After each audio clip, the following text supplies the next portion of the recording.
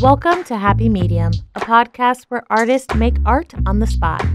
Hello, I'm Jason Smith. I'm an artist for Feld Entertainment and a special effects artist by trade. So thanks for being here with us today. Of course. We're painting by numbers today, everyone, and we are making a fruit ensemble, I'll call it. And here it is. The issue we're having, which we've been having during this season, is we don't have the right colors for this fruit. It was an accident by the store. We will not say the store. But we're working through it. So you said you do special effects. Mm-hmm.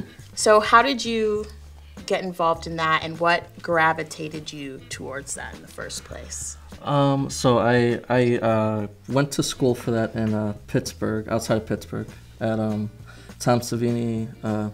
He has a special effects school out there. Okay. So I was working just normal jobs in Ohio, and I've always been artistic and doing stuff on my own. Mm-hmm. So I decided to try my hand at doing that for a career. So I moved out to Pittsburgh to do that and pursue that. So what do you think, what about, special effects do you think you like? Like, why do you think that was the thing you were into? I think it's because I grew up watching Star Wars nonstop, and other sci-fi films, especially Star Wars. And I've always just liked the creatures and costumes and how they can make something real that didn't exist before. Yeah. So I've just been super fascinated with all that kind of work. Okay. Since I was a kid. Off topic, but I just recently watched Star Wars for the first time, like in the past 2 months. I watched all the first 6 at least. And now I feel so much more a part of society. I didn't realize how much I was missing. And I'm in on all the jokes now. How would you describe special effects? I guess there's a ton of different avenues. There's some people do prosthetics and makeups, which could be as simple as like an old age makeup for a commercial, for a movie. Yeah. There's creature effects, so you're making creatures and bust and displays. Yeah. So it kind of depends on what the movie or show or whatever calls for, which is nice because you're never doing the same thing. Right. Twice, rarely. So that makes it fun for me. I get bored quickly, so I like to have things change up. Constantly changing. Yeah, always something new. And being challenged probably because you're not making the same thing twice really ever. Exactly, yeah. It's something new to, put your mind to every day, which is great. So you've been doing art, I assume, for a long time. What kind of art were you into when you were a teenager? I used to, I painted a bit more when I was younger. Like elementary school, we had painting classes. Yeah. And, just simple elementary school stuff, but it was fun, and I excelled at it. I had a painting in an art gallery at our local college when I was like 8 years old. And I just made stuff. It was like a table with a vase and flowers, and I put like zebra stripes and tiger. So my mom likes zebras and tigers. So I just went off of what I knew, and the teacher really liked it and showed her friends, and so then I painted a little bit. But in my teenage years, I got more into sculpting with clays, and so I did a bunch of art classes. In high school was pretty much all art classes. All art classes. Yeah, my senior year. You went to school for graphic art, so tell us a little bit about that. You graduated and you decided you wanted to go to school for that. How did you make that decision, and what was it like? Like, what did you learn? School was awesome. If you're an artist and you're always hanging out with art students, or you're a football player and you're always hanging out with other people passionate, it just really makes it... It just feeds into it in the best way. So that was great because we were in this town called Monessen, Pennsylvania, and it's about 45 minutes outside of Pittsburgh, and there's nothing there. It used to be a booming, ironwork town, and now there's nothing but the school and like a Subway. So it was just like you hung out and you did art, and If you really wanted to get out of doing art, you could drive into a town. That sounds kind of like a nice little bubble to be in for a few years. It was, and the instructors were great, and you learned a lot, and they had a lot of friends from the industry come in, because Tom Savini, he's like the godfather of horror and stuff, so he'd show up and he'd have friends and people from Los Angeles come in and kind of give you real world expectations of where you're going with this career path and that kind of stuff. What were some of your courses like? Yeah, we had a bunch. We had regular sculpting. There was beauty makeup as well.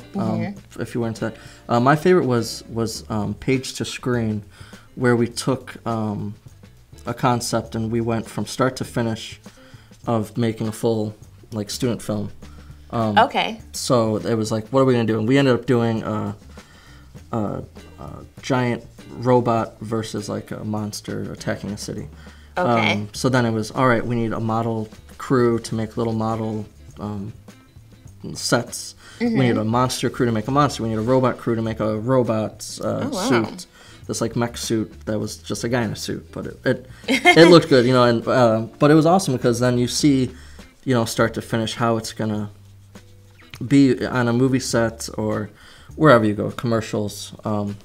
So that was a lot of fun because then it was just hanging out. It felt like you were doing your career already. So you came up with the concept, figured out how to make it, and then you made it as well? Yeah, made it, and then for a whole semester? Yeah, it was a whole semester, and that was definitely my favorite because it put everything into. The other thing was it put every other class into that workshop. So we had a mold making class.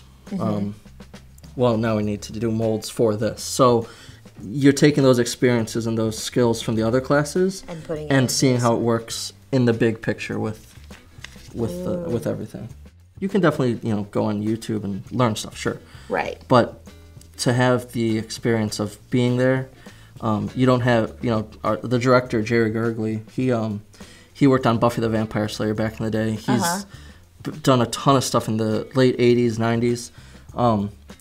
You don't have him in your basement when you're working on stuff, and giving pointers and advice, and it's to be in the environment is really what set it apart for sure. Right. You've worked at Ripley's. You've worked at Star Wars World. Can you tell us a little bit about those experiences and what were the most exciting and challenging parts of working in those environments? Yeah.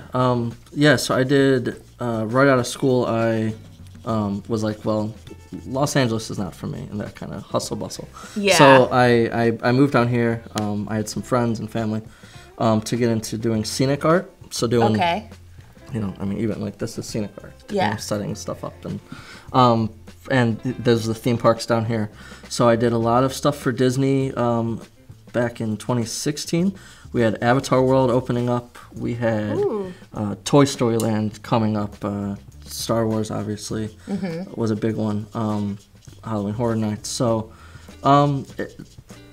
it was just, everyone's competing down here. So it was a mecca for doing that, which was great. And then I was able to get into Ripley's, believe it or not. It has their headquarters down here. So I was able to get in, lucky enough to be one of there was 4 of us artists there, making stuff for the museums all over the country. So it was a nice transition from doing scenic, big facades and props and stuff to doing mannequins and displays and more custom stuff that's not as regulated as Disney's stuff. They're very particular about what they... So they were more detailed? Yeah, a little more detail and a little more, attention to detail for doing these close-up mannequin displays rather than these giant facades. When you first started out, was it difficult or was it just something you enjoyed and figuring out the challenges as you were building? Truthfully, if I had went off of being scared, a couple days before my orientation for school, I was super scared. Yeah. And I was I called my mom. I was I don't know if I can do this.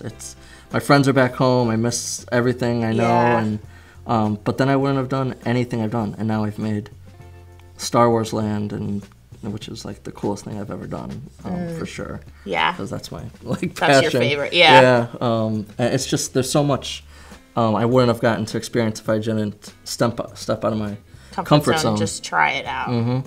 Star Wars World's pretty cool because it's Star Wars. And there were definitely times where it gets stressful, and there were times where I would go into work and I'd feel like, oh, I don't even want to look at it today. Right like it's never ending. It's making me not love what I love. Yeah. Just because it's stressful, and it's always a rush. Your work aligns with what you're passionate about. What helped you to stay focused on kind of following this dream and sticking with special effects and not, getting distracted by like, oh, I should be doing these certain types of things, sticking with the art world?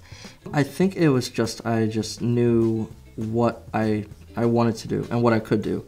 I could probably go to school and learn to be an accountant if I really put my mind to, but I wouldn't have enjoyed it. So I guess it was more so, what do I want to do every day? What do I enjoy doing? Even right now, we're building all this stuff for the circus. Okay, yeah, that was actually my next question. I was going to say, what are you currently working on? Yeah. So at Feld, we own Barnum and Bailey Circus. Okay. And we do Disney on Ice, Marvel Universe Live, a bunch of shows, and stuff that travels all over the world. So right now we have a big push with circuses coming back, and no animals and that kind of stuff. So it's a total reimagining of the original circus style. Right. So it's just making a ton of stuff for that. Yeah. Painting these beautiful, bright colors and stuff. Yeah. So again, it's stressful, but I'm like, it's a fun job. Yeah. So it could be. Things could be worse. It could be a lot worse. Yeah. What is some advice that you would give to some, younger teens who want to get into maybe special effects, or they want to get into art, but they're kind of waffling on whether they think they can do it? What's some advice you would give them? I would say, practice, which everyone says, practice what you want to do. Think about where you want to end up, what you want to end up doing. And you can always, and the thing is, the biggest thing I would say is that don't stress about it. Like, you might get into it and go, I want to paint. I want to be a painter. Yeah. And you could do that for 2 or 3 years and go, all right, well, now I want to sculpt, and go and sculpt. Switch it up. I've went from scenic to doing Ripley's to then I was just strictly sculpting foam. Right. To now painting and making props for the circus. So it's like stuff You're I never all over the board. Stuff I never thought I'd be doing. How would you describe yourself today? Me from 10 years ago would be amazed by what I'm doing now. Right. Or what I've done. Me today, I would say, is definitely grateful that young me took the chance to do this. Yeah. Because it's been awesome. You today is proud of young you for getting in there. Yeah, and then young me, I would definitely be proud of who I am today. Getting to do all this and see all this stuff, travel to other states, and I got to go to Jamaica to work on stuff. Well, thank you for being on the episode today, and guys, we will see you in the next one. Thank you for listening to Happy Medium. You can find more info about the guests and other episodes in the show notes, or go to our website, artsaccessflorida.org. Thank you to our sponsors, Community Foundation Tampa Bay, building a vibrant, prosperous community through transformative vision, leadership, and philanthropy at cftampabay.org, and the Gobioff Foundation, supporting human rights organizations and the Tampa, Florida arts community at gobioff-foundation.org. Lastly, thank you to PRX for consulting on this podcast, the Arts Access Florida team, and the Florida Department of State, Divisions of Arts and Culture, for making these episodes possible. Copyright 2023, WUSF Public Media.